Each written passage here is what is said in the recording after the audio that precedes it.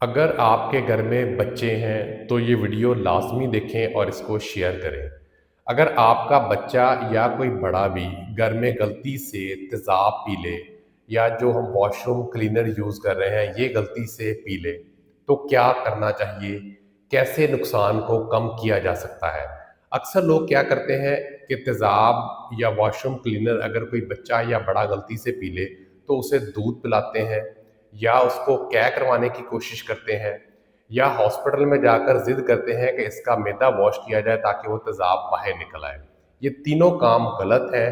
कैसे गलत हैं ये भी मैं आपको बताता हूँ और साथ आपको इस वीडियो में ये भी बताऊंगा कि ऐसी सूरत हाल में आपने क्या करना है।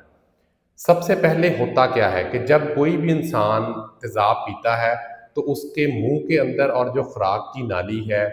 जो उसकी मेम्ब्रेन्स हैं वो जल जाती हैं और बाज़ वो जलकर आपस में जुड़ जाती हैं। तो इस सूरत हाल में अगर आप इस मरीज़ को दूध पिलाएंगे तो खुराक की नाली जो जुड़ चुकी होगी तो वो दूध जो है वो खुराक की नाली के बजाय सांस की नाली में जाएगा और फेफड़ों में जाकर मज़ीद पेचीदगियों का सबब बन सकता है।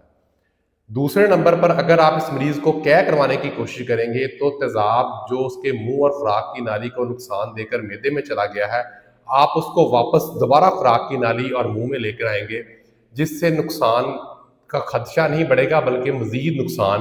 हो जाएगा। और तीसरे नंबर पर जो लोग बहस करते हैं हॉस्पिटल्स में जाकर कि इस मरीज़ का मैदा लाजमी वॉश किया जाए, तो मैदा वॉश करने के लिए जब खुराक की नाली डाली जाएगी तो जो खुराक की नाली तेज़ाब की वजह से केमिकल वजह से पहले ही कमज़ोर हो चुकी है,